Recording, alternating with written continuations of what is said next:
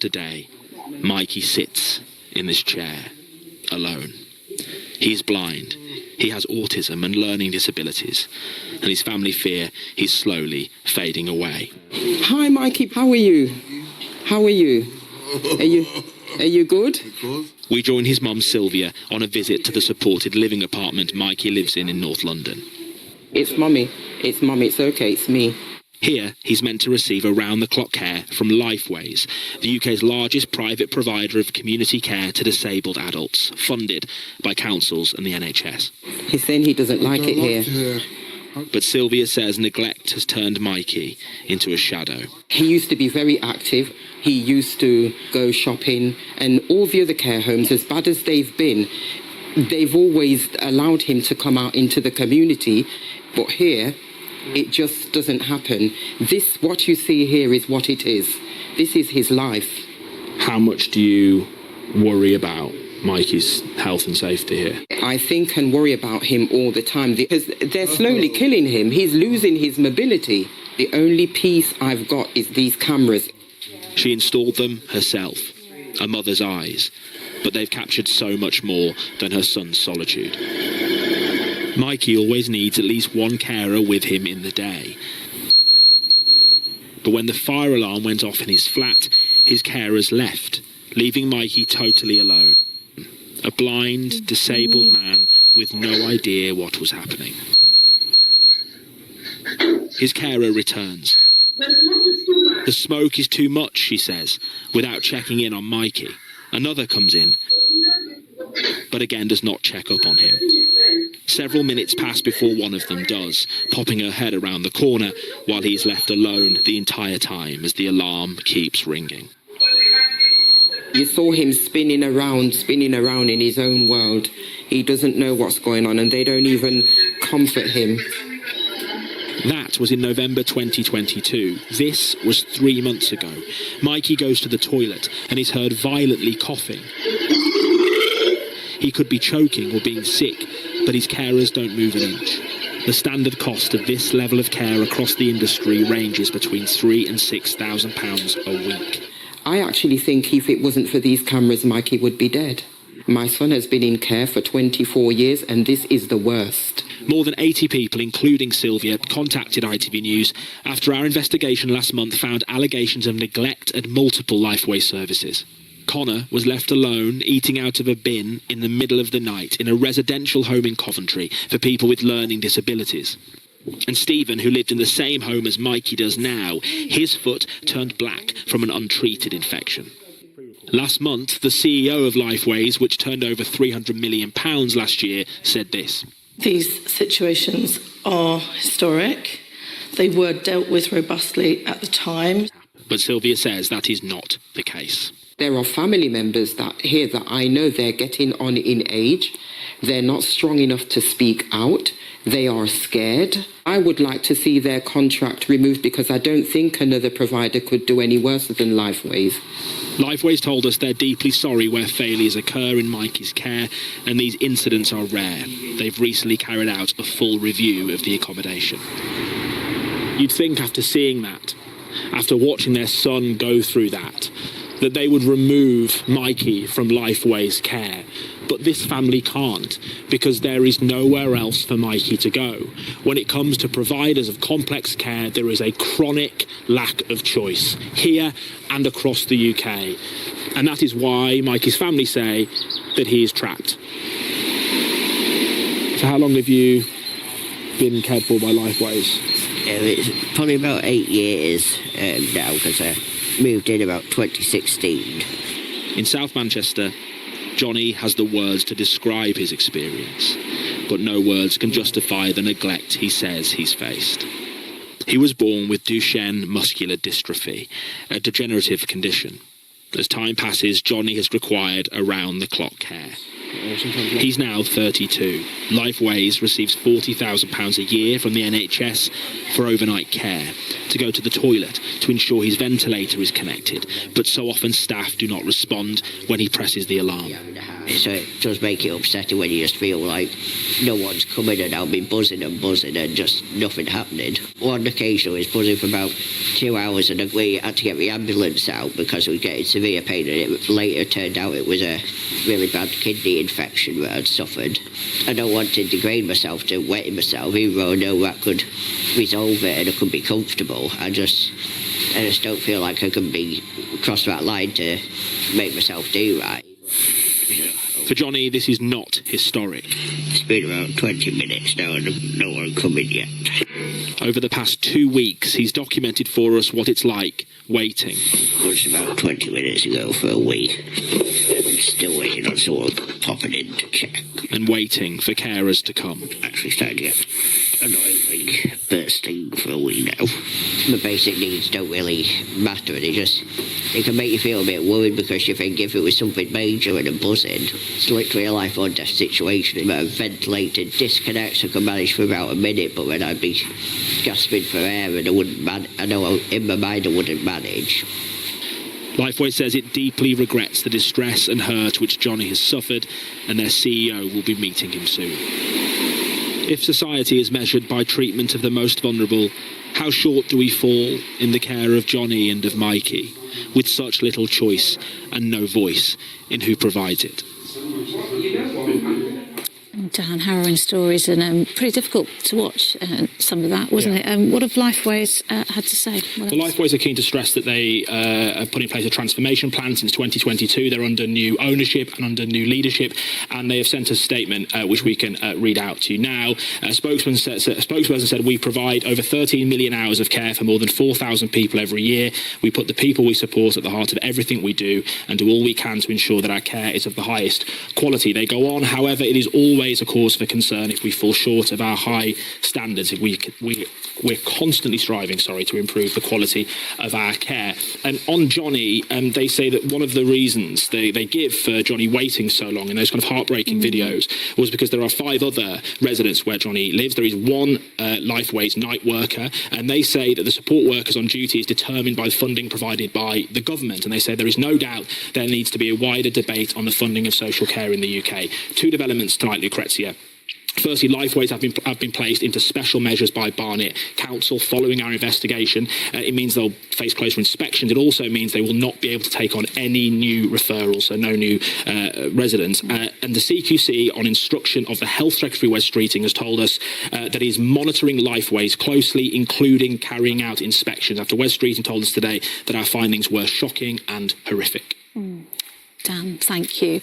To let you know, if you have a story to share about your experience in the care system, you can email our investigations team at investigations@itv.com. Do you coat that properly? David cannot speak of what he's been through, 2 shoelaces. and those closest to him will never know the stories hidden behind his silence. He's really outdoorsy. David has autism and is non-verbal. Lisa, his sister, speaks for him. Me little big bro, ain't you? Gentle giant. Her name is the only word he can speak. Dita. It was Lisa who first suspected David was being neglected by Lifeways, the private care company being paid to look after him. David had put on 3 stone in weight since he was living there, so I actually took him to his GP. It just didn't seem right, but because he can't tell you, you don't know. He was meant to receive one-on-one care, but last year David went missing from Lifeways, found near a busy main road. When we found him on his own, he had no shoes and socks on his feet. He had a pair of shorts on, which were swimming trunks. He shouldn't be outside on his own. He shouldn't, it's really dangerous for David.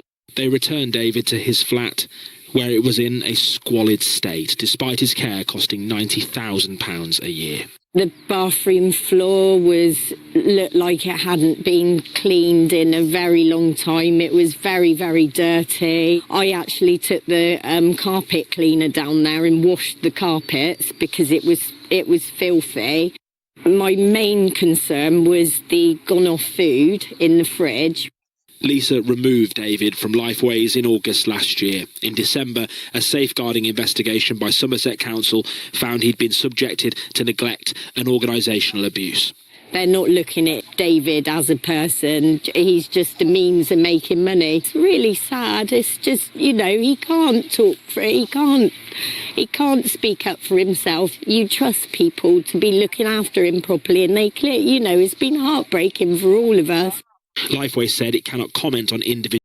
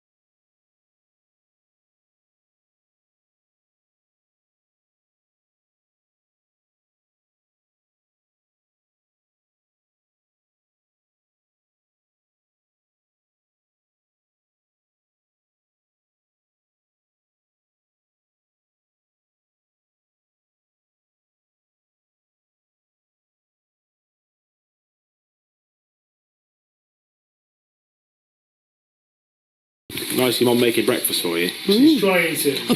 She's trying to. It is Lindsay's favourite day of the week.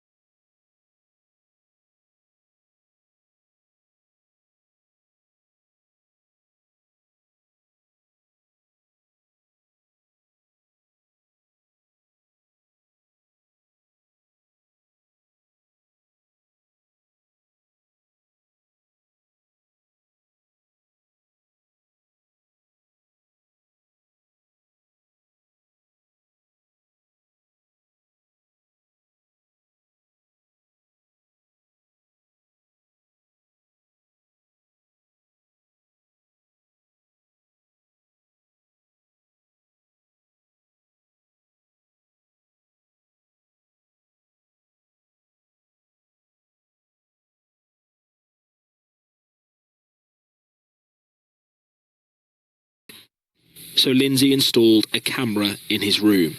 Within days, the camera captures Connor eating out of a bin in the middle of the night with no carer in sight. He was eating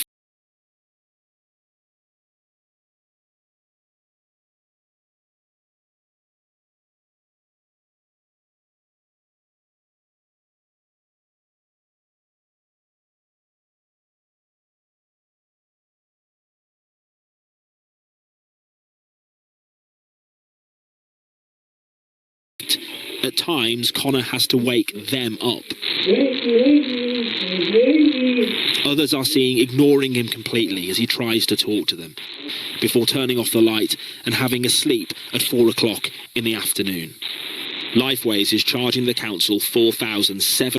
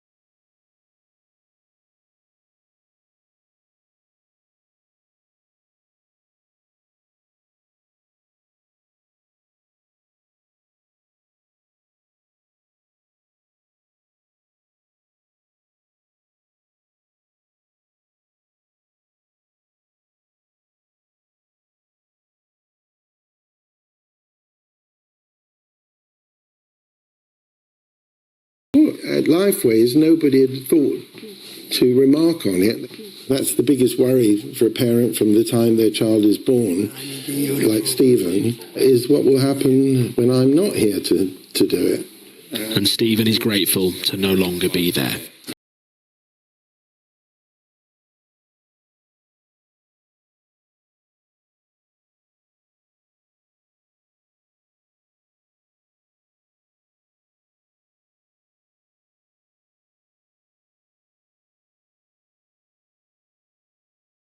£1.5 billion of public money since 2016.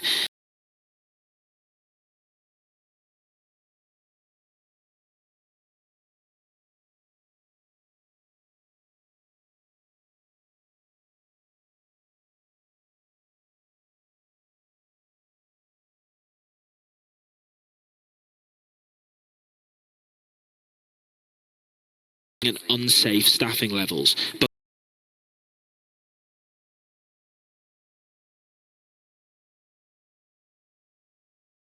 I'll say every weekend at least.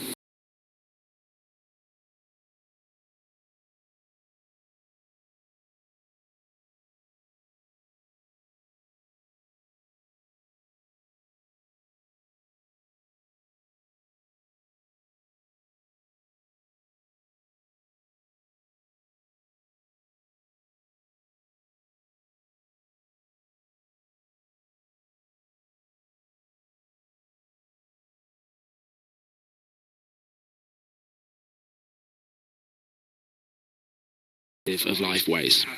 Do you feel any sense of shame that that is the company that you're running? To hear those stories and to hear about anybody who receives is absolutely shameful. As you know, these situations are historic. They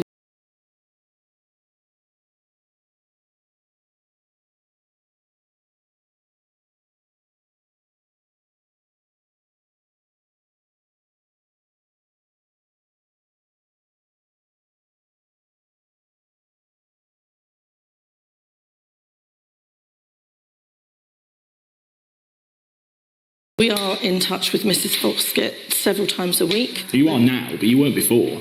I'm not going to comment on the specific.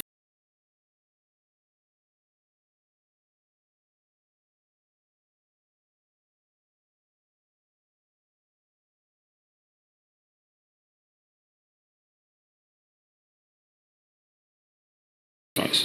So we have a divisional managing director of our residential services, and yes, she has. Have you called her to apologise? I personally haven't spoken to her. Why haven't you done that? Because I have confidence in the team who are supporting now. But I'm more than happy to speak to her, more than happy. Because you found time.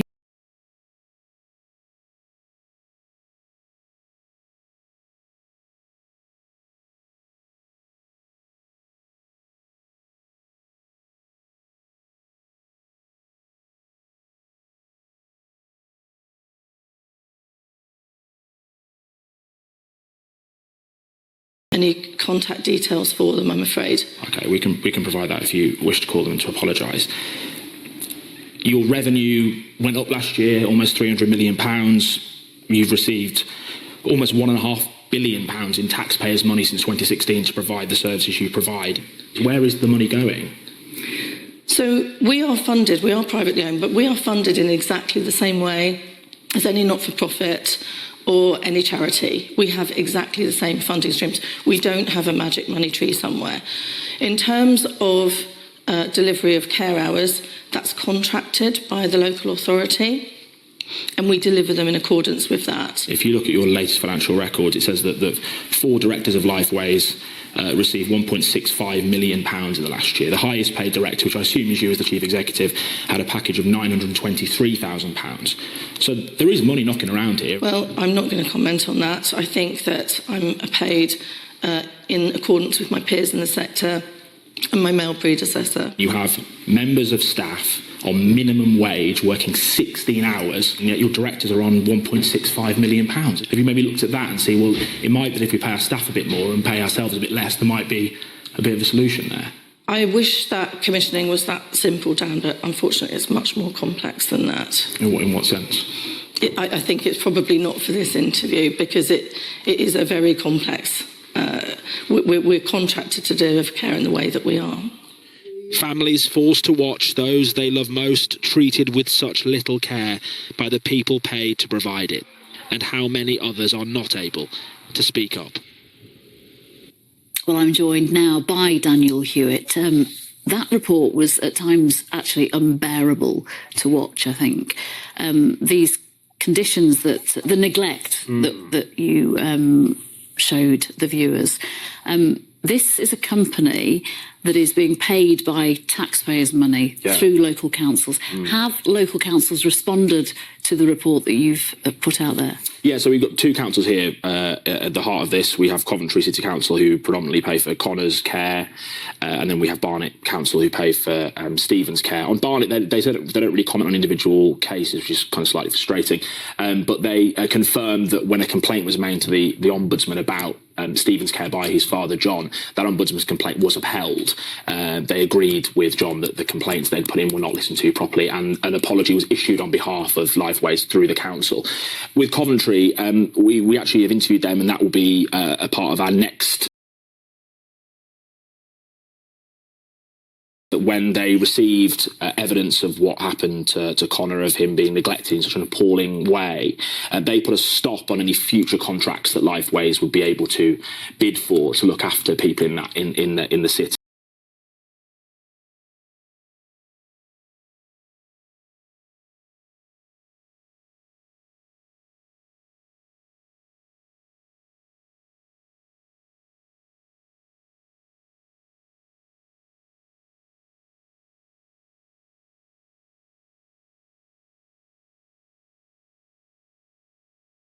When Lifeways say this care is going to cost £4,700 a week, Coventry City Council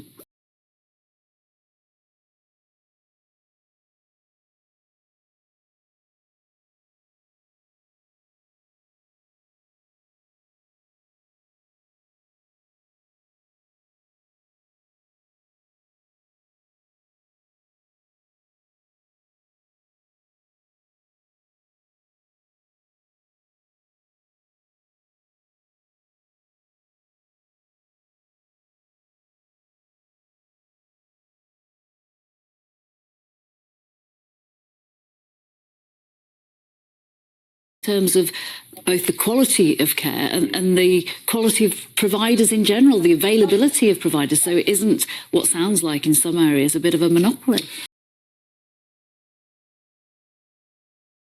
These services across England.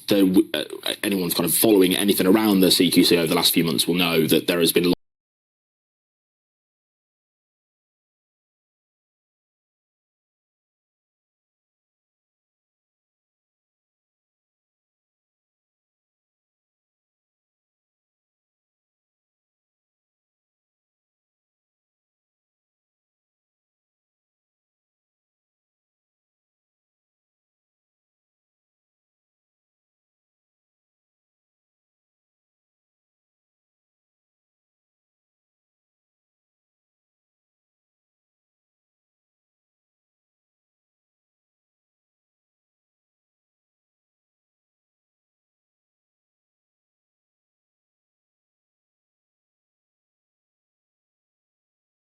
But I think over the next few months we are going to see the government talk more about changing, transforming the CQC so that these homes can be inspected a lot better. And just on a more personal level, hearing that poor mother's story,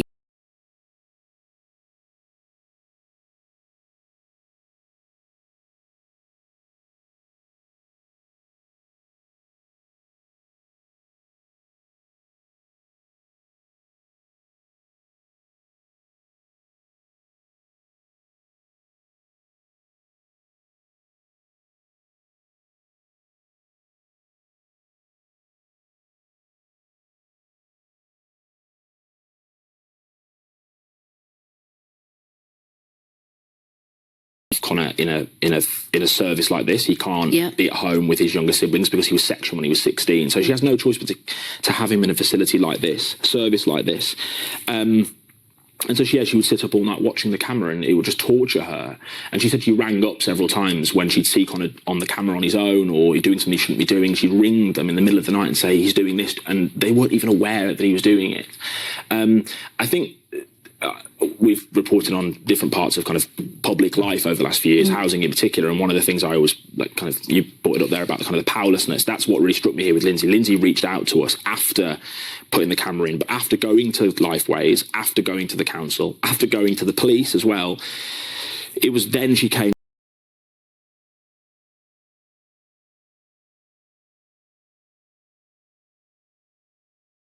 inspiration that after everything